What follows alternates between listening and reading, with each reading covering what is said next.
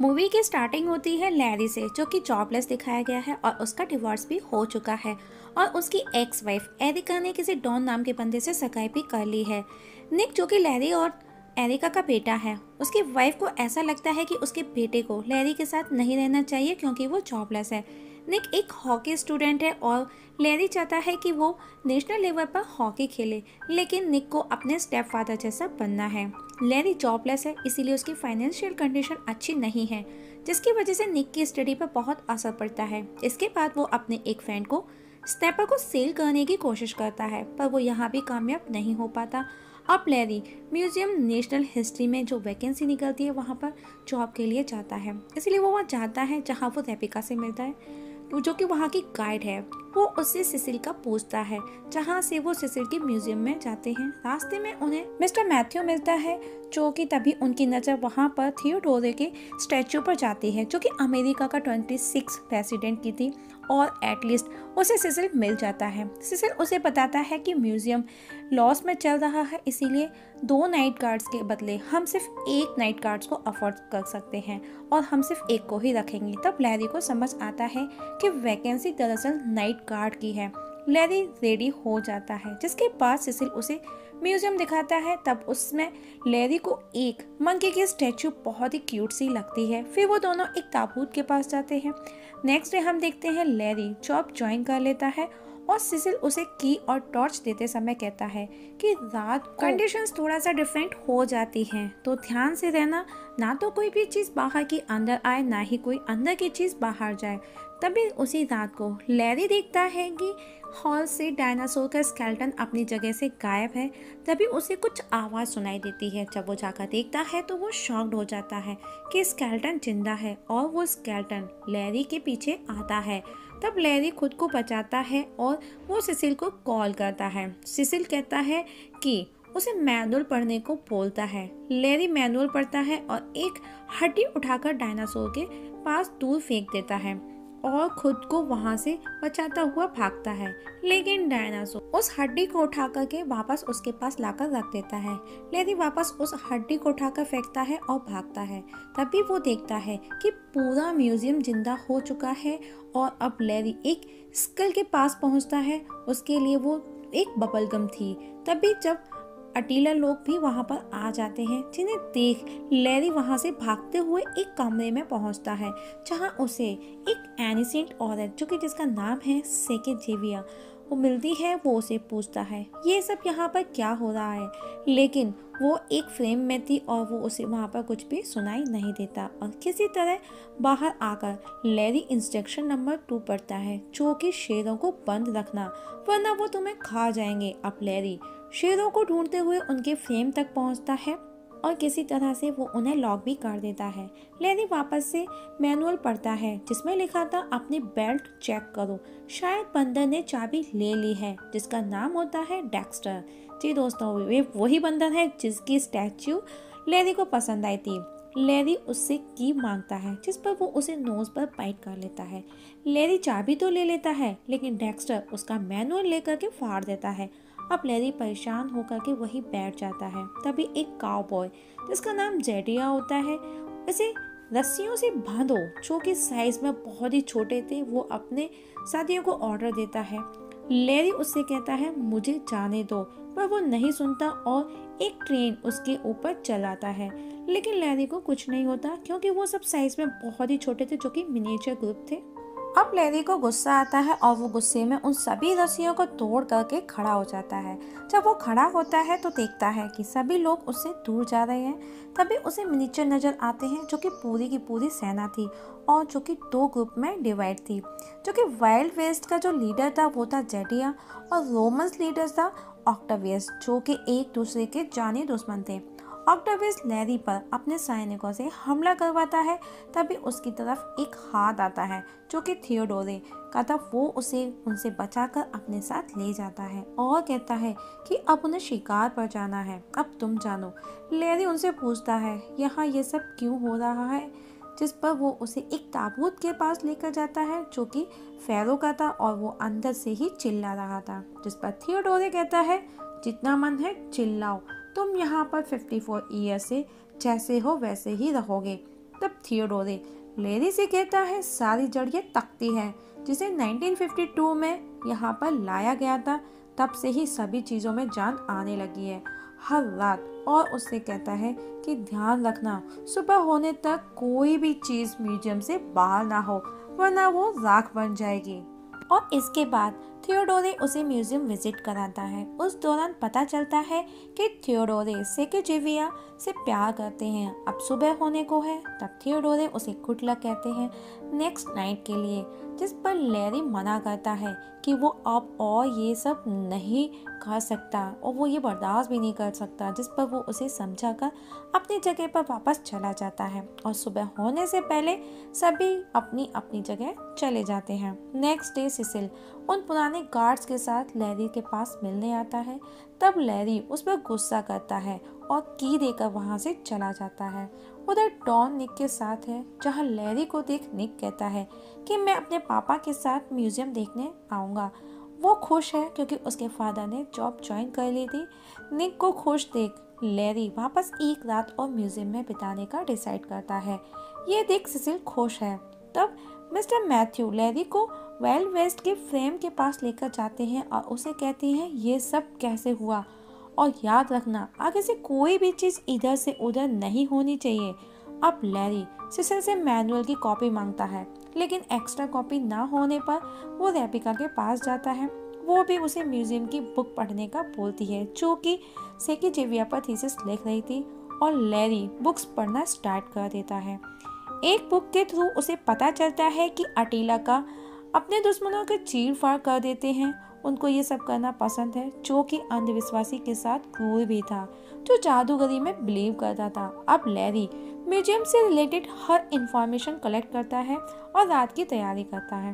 तभी वहाँ पर सिसिल उन पुराने गार्ड्स के साथ लैरी को गुड लक कहने आता है और वो कहता है कि वो ये शहर छोड़कर जा रहा है।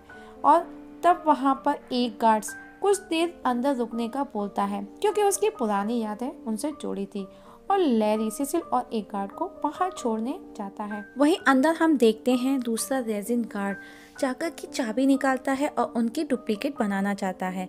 अब रात होते ही लैरी डायनासोर की हड्डी रिमोट कंट्रोल टॉय से बांधकर उसे बहुत दूर भेज देता है। वहीं कुछ आदिवासी जो कि आग जलाने में लगे हुए हैं वो कोशिश कर रहे हैं। तब लैरी उन्हें लाइटर देता है और वो आग जला लेते हैं। उस स्कल जो कि बबलगम को च्युइंगम देता है और मिनिएचर ग्रुप के बीच की दुश्मनी को दूर करने की कोशिश करता है। वो उनसे कहता है कि वो उन्हें आज़ाद रहने देगा अगर तुम दोनों आपस में ना लड़ो तो। इसके बाद लैरी अफ्रीकन डिपार्टमेंट पर जाता है और उसके गेट को क्लोज करने जाता है, जहां पर डेक्स्टर को डिस्ट्रैक्ट करने लैरी ने अपने पास में नकली चाबियों का पंच रखा था। और अब लैरी थियोडोरी से मिलता है। वो उसे वापस देख बहुत खुश है। तब लैरी उसे उस सेकेजिविया औरत से बात करने का बोलता है और वहां से हंट के पास पहुंचता है, लेकिन वो लोग उसकी भाषा समझ नहीं पाते। तब वो उन्हें मैजिक दिखाता है। ये देख हंट्स खुश हो जाते हैं, लेकिन वो उन्हें ज़्यादा देर तक नहीं घुमा सकता और हंट्स उसकी चालाकी को पकड़ लेते हैं और उसकी चीड़ फाड़ करने को ही थे कि तभी वहाँ पर हाथियों की आवाज़ सुन वो लैरी को वहीं छोड़ कर के भाग जाते हैं। लैरी फौरन फॉरेस्ट एरिया में जाता है जहाँ सभी जानवर आजाद थे और जब वो अपना की बंद चेक करता है जो कि सामने डेक्स्टर के पास हाथ में था, तब लैरी उसके पीछे भागता है जहां उसकी नज़र मिनिएचर ग्रुप पर जाती है जो कि आपस में जानी दुश्मन जैसे लड़ रहे थे। तब तक डेक्स्टर वहां से भागकर एक खिड़की खोल देता है और उधर लैरी मिनिएचर ग्रुप से लड़ाई का रीजन पूछता है, लेकिन कोई भी उसकी नहीं सुनता। इसके बाद उसे वो आदिवासी नजर आते हैं जिनको उसने लाइटर दिया था आग लगाने के लिए, जिसमें से एक के बालों में आग लगी हुई थी। तब लैरी वो आग बुझाता है। अब आदिवासियों ने बर्फ पहली बार देखी थी, जिसे वो लैरी पर वापस से फेंक देते हैं। इसके बाद वो डेक्स्टर से चाबी मांगता है, लेकिन डेक्स्टर उसे एक चांटा मारता है, जिस पर वो दोनों एक दूसरे को चांटा मारते रहते हैं और ये कुछ देर कंटिन्यू ऐसे ही चलता है। तभी थियोडोरे लैरी को प्यार से चाबी मांगने का बोलता है और उधर आदिवासी खिड़की से बाहर झांकता है तो उसे फिर से आग नजर आती है और वो खिड़की से बाहर कूद जाता है। लैरी थियोडोरे से कहता है, मैंने आपके कहने पर कोशिश कर देखी, ये क्या हुआ, मैं ये सब और बर्दाश्त नहीं कर सकता। इतना कहकर वो वहां से जाने लगता है। तभी लोखंडे उसे खुली खिड़की की तरफ इशारा करता है। जब लैरी वहां खिड़की से झांक करके देखता है तो आदिवासी बाहर है और सुबह होने को है, जिस पर लैरी उसे तुरंत नीचे लेने जाता है, लेकिन सूरज निकल चुका होता है और आदिवासी राख बन जाता है। ये देख लैरी दुखी होकर जॉब कंटिन्यू करने का डिसीजन लेता है और वो इमोशनल भी हो चुका है। अब जब मैथ्यू वहाँ म्यूजियम की कंडीशन देखता है तो वो लैरी को जॉब से निकाल देता है, लेकिन उसी समय हम देखते हैं कि निक वहाँ अपने दोस्तों के साथ आया है। ये देख वो वहाँ से गुस्से में चला जाता है। तब लैरी मैथ्यू से सिर्फ आखिरी बार एक और मौका मांगता है। इसके बाद वो अपने बेटे निक को ये कहकर मनाता है कि वो सिर्फ हादसा था और वो उसे म्यूजियम दिखाने का डिसाइड करता है और सुबह निक को अपने साथ लाता है और रात होने का वेट करता है। तभी रेबिका, जो कि सेकेजेविया के सामने खड़ी उसे देख रही थी और लैरी को कहती है कि उसे अपना सब्जेक्ट बदलना होगा क्योंकि उसे अब कुछ समझ ही नहीं आ रहा कि वो इस पर और क्या लिखे। जिस पर लैरी उसे कहता है, क्या हो अगर खुद सेकेजेविया तुम्हारी हेल्प करे तुम्हारी थीसिस लिखने में। इसके बाद वो उसे सब कुछ सच सच बताता है जो भी यहाँ पर हर रात को होता है, लेकिन उसे लगता है कि लैरी उसका मजाक बना रहा है और वो वहाँ से गुस्से में चली जाती है। अब जो कि रात हो चुकी है, लैरी निक को बताता है कि 10 सेकंड में इस डायनासोर को देखना, लेकिन कुछ भी नहीं होता। तब लैरी सोचने लगता है कि इतनी रात हो चुकी है पर आज कोई जिंदा क्यों नहीं। तब लैरी निक को लेकर उस तख्ती के पास जाता है जो कि वो अपनी जगह पर नहीं थी, जिस पर निक कहता है, आप ढूंढ क्या रहे हो। लैरी कहता है, यहाँ रात को हर चीज में जान आ जाती है और जिसकी वजह से ये होता है वो तख्ती यहाँ नहीं है। तभी वो देखते हैं कि सिसिल अपने पुराने गार्ड्स के साथ वो तख्ती चुराकर भाग रहे हैं। तभी निक वो तख्ती छीन लेता है और वो जैसे ही उसका एक पार्ट मूव करता है तो वो चमकने लगती है और जानवरों की आवाजें आने लगती है, मतलब सभी चीजों में जान आ गई है। तब लैरी निक को वहां से भागने का बोलता है और खुद उन तीनों को रोकने की कोशिश करता है, जो कि वो तीनों भी उसे बहुत मारते हैं क्योंकि रात होते ही वो तीनों में भी बहुत जान आ जाती है और वो जवान भी हो जाते हैं और वो तख्ती ले लेते हैं। वहीं डेक्स्टर म्यूजियम का बैक गेट खोल देता है जिसमें से सारे जानवर बाहर निकल जाते हैं। उधर वो तीनों लैरी और निक को एक कमरे में बंद कर चले जाते हैं। तब लैरी थियोडोरे को आवाज लगाता है जो कि वो वहां आ भी जाता है और वो उसे ये कहता है कि खुद की मदद खुद करो। इतना कहकर के चला जाता है। तब लैरी फेरो की ताबूत को खोल देता है। तब फेरो अपने फेस से कपड़ा हटाकर कहता है, कितना दम घुटता है इस मकबरे में। तब वो लैरी से अपनी तख्ती मांगता है जो कि लैरी कहता है वो चोरी हो गई। तभी फेरो, लैरी और निक देखते हैं कि सभी आपस में लड़ रहे हैं। हर्ष उन्हें देख लैरी को मारने दौड़ते हैं तो लैरी भी चिल्लाता है, उनकी तरफ दौड़ता हुआ आता है। तब अटेला कुछ बोलता है अपनी भाषा में। तब फेरी लैरी को कहता है कि वो तुम्हें चीर देना चाहता है क्योंकि सालों पहले किसी ने उसे अंदर से चीर दिया था और वो रोने लगता है और वो लैरी को गले लगा लेता है। अब लैरी सबको रोकता है पर उसकी कोई नहीं सुनता। तब वो स्कल आइलैंड जोर से चिल्लाता है और सब रुक जाते हैं। तब लैरी फेरो को बताता है कि उसकी तख्ती की वजह से ही तुम सब हर रोज रात को जिंदा होते हो और जिसे कोई चुरा करके ले गया है। इसके बाद सब मिलकर उन तीनों को ढूंढते हैं। उस दौरान पुराने गार्ड्स तो तुरंत पकड़ लिए जाते हैं और उन्हें बांध दिया जाता है। उधर मिनिएचर लीडर सिसिल की गाड़ी के टायर को पंचर कर देते हैं जो कि भागने वाला था।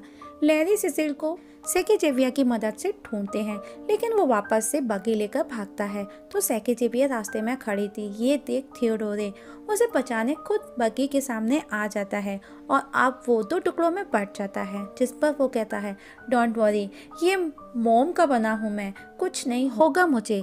अब सुबह होने को है, तभी miniature group leaders toy car में बैठकर आते हैं जिसमें डायनासोर की हड्डी जुड़ी थी। तभी लैरी थियोडोरे से उसका घोड़ा मांगता है। उधर मिनिएचर लीड भी सिसिल को फॉलो करते हैं। उधर डायनासोर भी अपनी हड्डी लेने पीछे पीछे आता है, जिसके ऊपर फेरो और निक बैठा था।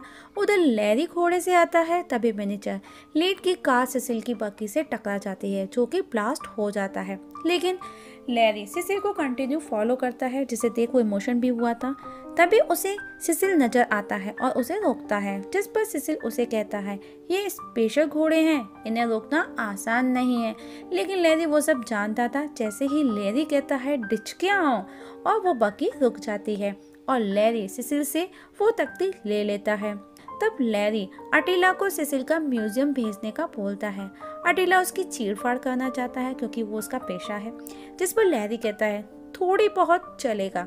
उधर सेके जेनेवा ने थियोडोरे को वापस पहले जैसा जोड़ दिया है। उधर लैरी फेरो को तख्ती देता है। तब फेरो कुछ मंत्र पढ़ता है और तख्ती चमकती है। सारे जानवर वापस अपनी जगह जाने लगते हैं। तभी रेबिका वहां आती है, जो कि ये नज़ारा देख वो हैरान रह जाती है और उसे अब लैरी पर ट्रस्ट हो जाता है और वो लैरी के पास म्यूजियम में पहुंचती है और सैकेजेविया को देख चौंक जाती है। अब सब म्यूजियम के अंदर हैं सिवाय उन मिनिएचर लीडर्स के। तभी वो दोनों वहां आ जाते हैं, जिन्हें देख सब बहुत खुश हैं और सुबह होने वाली है। तब थियोडोरे लैरी को कहता है शाम को मिलते हैं। लैरी कहता है ये हालत देख म्यूजियम की मैथ्यू, मुझे नहीं लगता वो मुझे अब और यहाँ पर चांस देगा। और सुबह हो जाती है और दूसरे दिन हर चैनल पर उसी म्यूजियम के कारनामे की न्यूज़ चल रही होती है। और अब मैथ्यू लैरी से की और टॉर्च ले लेता है। जब वो दोनों बाहर जाते हैं तो देखते हैं कि म्यूजियम लोगों से भरा है, जो कि रात की वजह से ये सब हुआ था। तब मैथ्यू लैरी को वापस से जॉब पर रख लेता है। नेक्स्ट डे स्कूल में निक अपने फादर पर स्पीच दे रहा है, जहाँ लैरी भी मौजूद है और निक कहता है कि वो बड़ा होकर अपने फादर जैसा बनेगा। ये सुन लैरी बहुत ही ज्यादा खुश हो जाता है। उसी रात हम देखते हैं म्यूजियम में, जहाँ पर हर तरफ रोशनी है, सब खुश है, सब साथ हैं। ये देख लैरी भी खुश है और उसी समय लैरी चुटकी बजाता है और टॉर्च का लाइट ऑफ हो जाता है और मूवी यहाँ पर खत्म हो जाती है।